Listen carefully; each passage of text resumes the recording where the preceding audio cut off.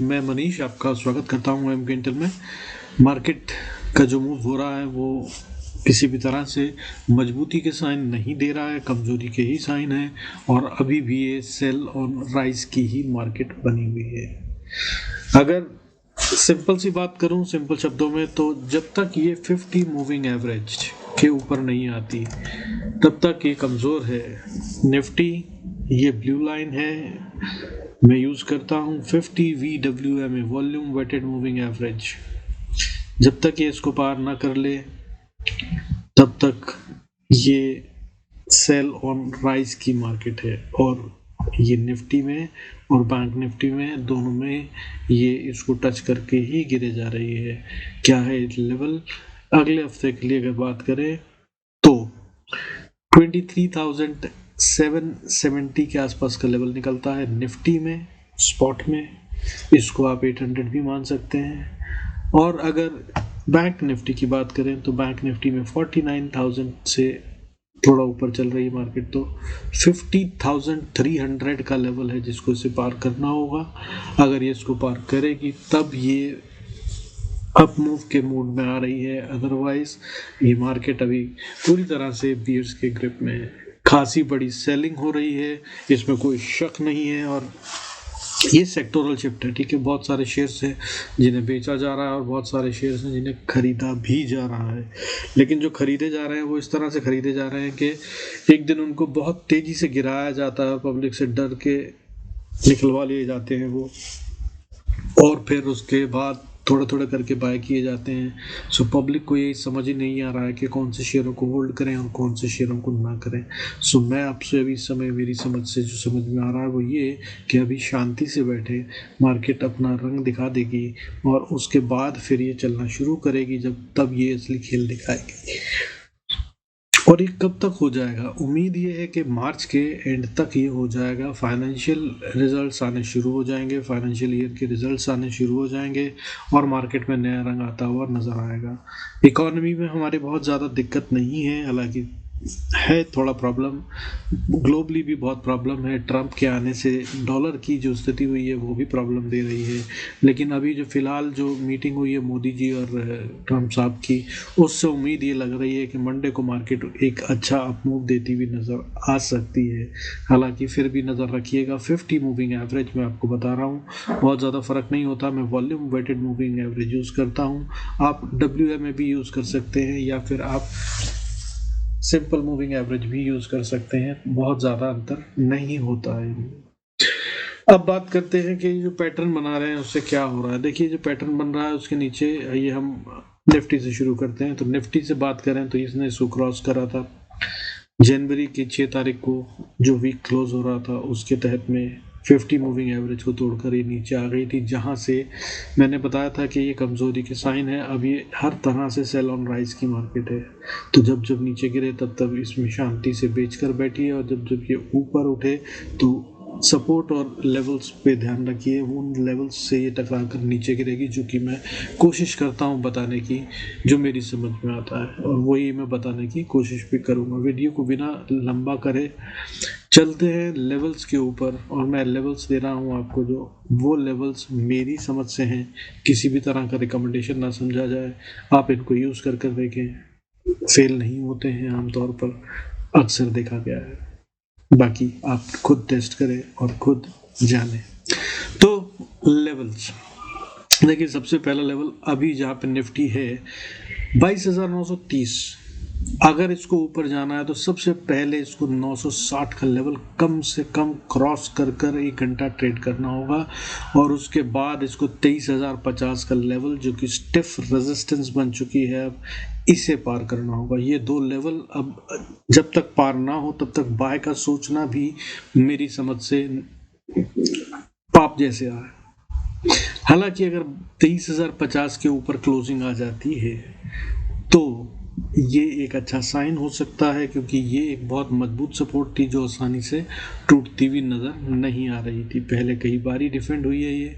यहाँ पर अगर आप देखेंगे तो आपको दिखाई देगा एक समय पे यहाँ पर 13 जनवरी, फिर उसके बाद 23 जनवरी, 24 जनवरी, 25 जनवरी, 27 जनवरी, फिर तोड़ी गई है एक दिन 28 जनवरी को, और उसके बाद 29 को फिर रीटेस्ट कर कर ऊपर गए, नीचे आए, फिर अगले दिन 29 जनवरी को, और फिर उसके बाद ऊपर ले जाया गया, और फिर खासे दिन के बाद वापस 11 फरवरी को इसे तोड़ा गया, लेकिन फिर क्लोजिंग से पहले ही बचा लिया गया। और फिर उसके बाद हर रोज यही चल रहा था, नीचे ऊपर नीचे ऊपर नीचे ऊपर, और फाइनली 14 फरवरी को या 13 फरवरी को कह सकते हैं, इसने क्लोजिंग दे दी थी इस येलो लाइन के नीचे, जो मैंने आपको बताई थी सपोर्ट मजबूत वाली, और अब ये इसके नीचे ही है, इसलिए अब इसको ऊपर जाना थोड़ा मुश्किल होगा। 23,050 ये है वो लेवल जिसे हमने 2 दिन तक कहा था कि नहीं मान रहे हैं कि टूटा है, इसके नीचे कन्विंसिंग क्लोजिंग इसको देनी होगी, सो इसने दे दी है, और ये कमजोरी के साइन है।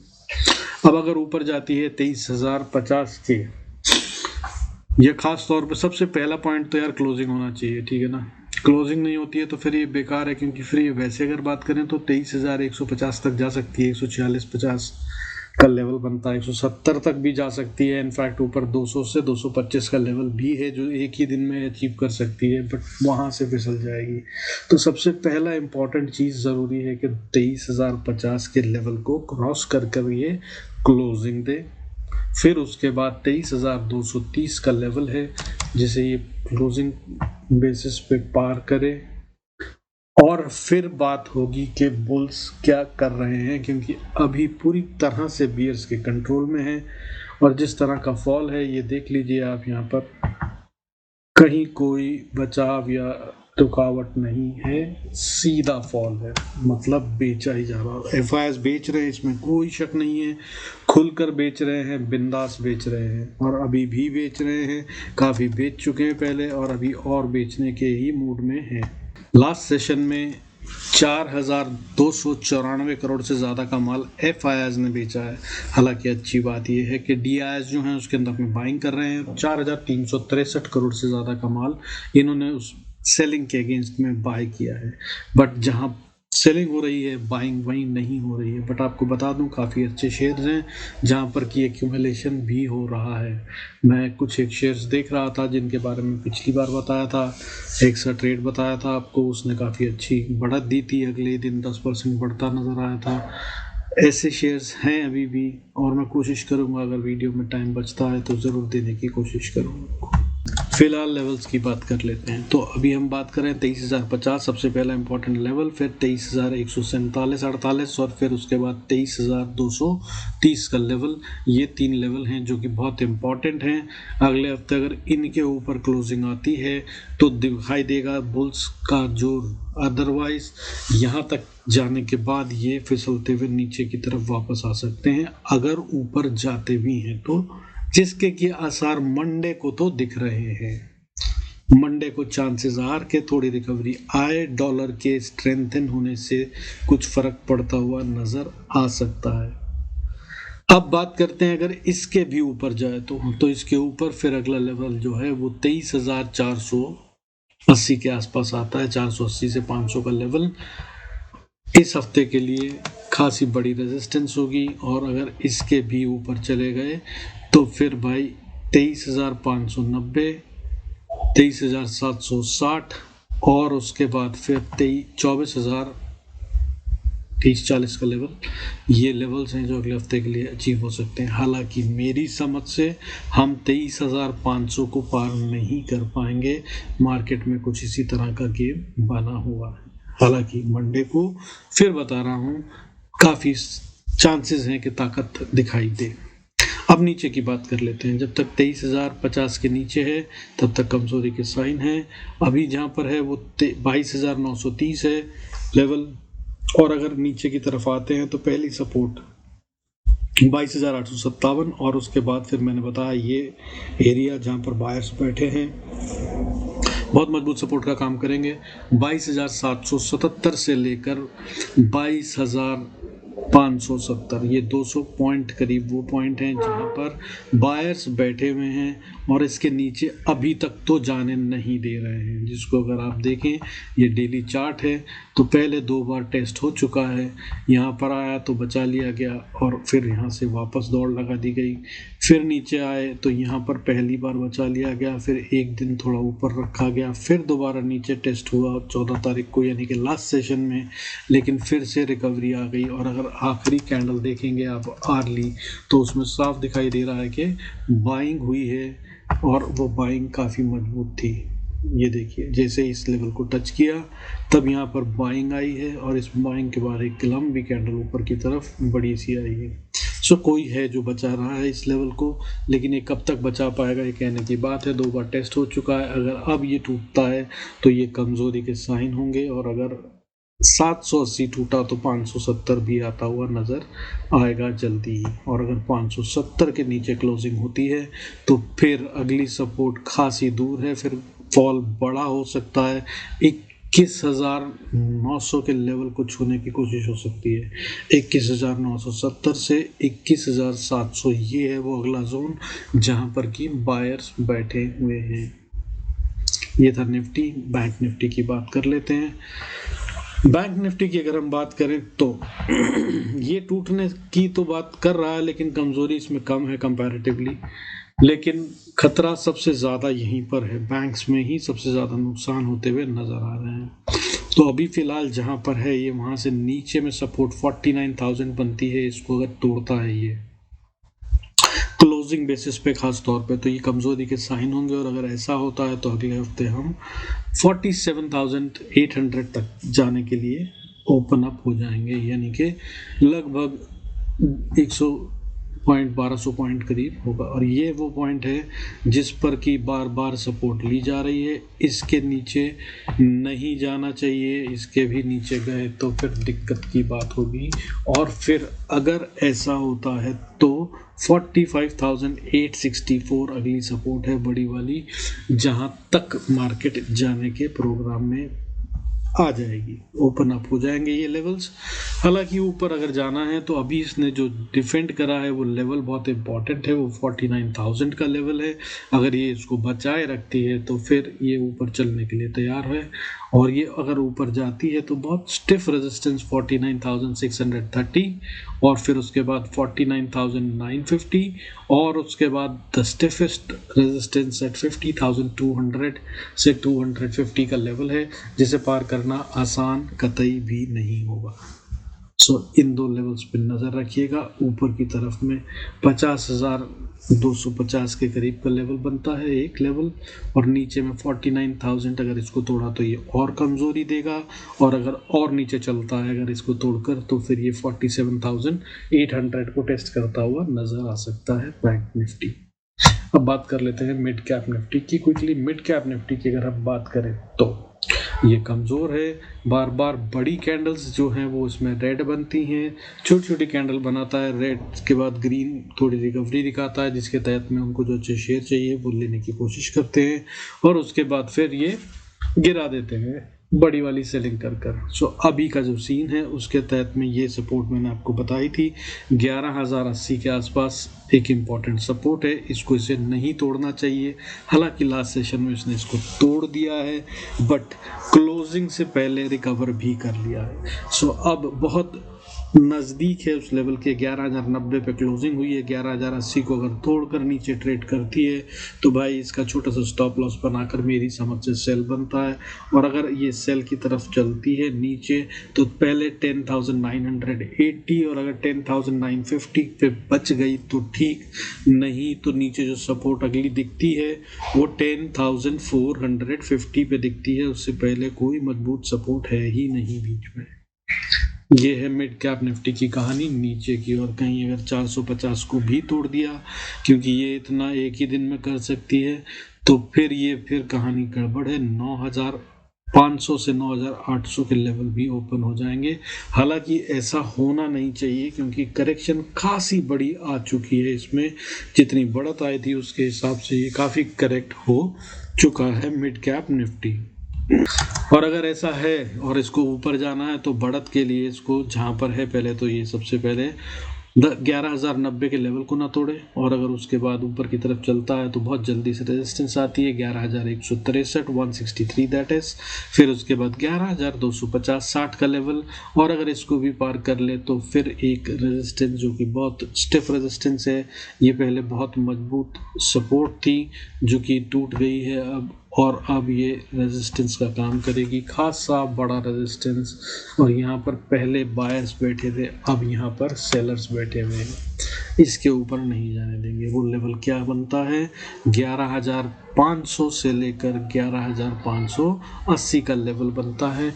इसको पार करना मिड कैप निफ्टी के लिए खासी बड़ी मुशक्कत का काम होगा, लेकिन ये कर सकता है, क्योंकि मिड कैप में अगर बाइंग आती है तो बहुत तेजी से पैसा लगेगा, और अगर ऐसा हो जाता है तो फिर 11,765, 11,950, 12,170 और 12,425 ये होंगे वो लेवल्स जो अगले हफ्ते दिख सकते हैं अगर बढ़त आती है तो। हालांकि चांसेस कम हैं, बट ट्रंप और मोदी की मीटिंग का क्या इम्पैक्ट आता है वो मार्केट ये मंडे को बताना शुरू करेगी, और अगर वो पॉजिटिविटी की तरफ मुड़ता है तो ये सब भी हो सकता है।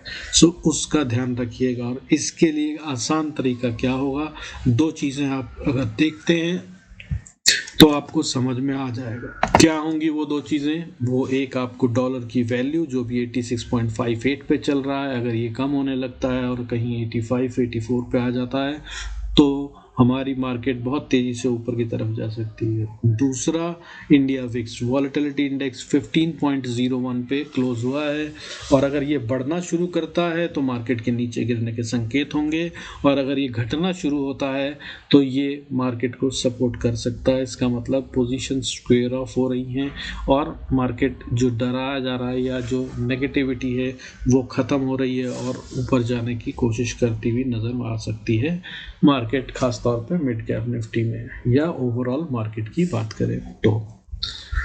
अब क्विकली बात कर लेते हैं सेंसेक्स की। सेंसेक्स या तो हेड एंड शोल्डर बना रहा है या फिर ये डब्ल्यू पैटर्न बना रहा है।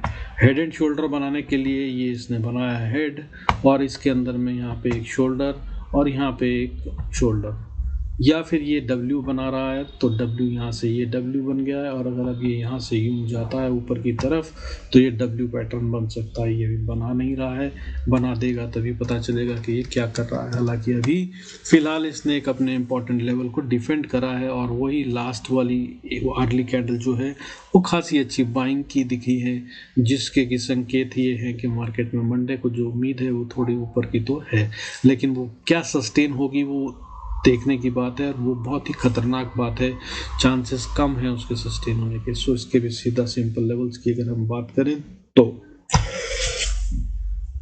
सेंसेक्स के अंदर में एक नो ट्रेड जोन बन रहा है 75,900 से 76,000 तक का, 76,050 तक का। इसके अंदर में ट्रेड ना करें, ये वो जगह है जहाँ पर बार बार लड़ाई हो रही है स्मार्ट मनी या बुल्स एंड बियर्स के बीच में। ये बिग मनी यहाँ पर प्ले अराउंड कर रहा है, अगर आप इसको देखेंगे तो आपको समझ में आएगा। और इस बड़ी लड़ाई में अगर हम जैसे चूहे कूदेंगे तो भाई कहीं भी पिटाई हो सकती है, किसी भी हाथी के पैर के नीचे आ सकते हैं, और अगर ऐसा हो गया तो बिना बात के नुकसान होगा। सो बेटर ये होगा कि इसको ना ही ट्रेड करें, अदरवाइज ये वो जगह है जहाँ पर बहुत पंगा between the big bulls and big bears हो रहा है। So be careful, don't trade in this level.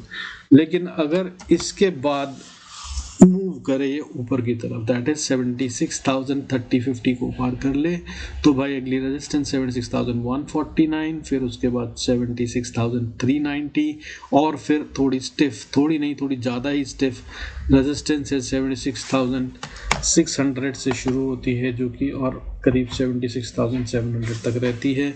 और अगर इसको पार कर गए तो 76,915, फिर 77,111, फिर 77,000 77,111 के बाद 77,280, यहाँ तक का गेम बहुत ही मजबूती से खेला जाएगा। और अगर ये हो गया 77,280 पार, तो भाई बहुत परफेक्ट सा डब्ल्यू बन जाएगा और फिर जो फॉल की कहानियाँ चल रही हैं वो पूरी तरह से ख़त्म हो जाएंगी, ये समझ लीजिएगा।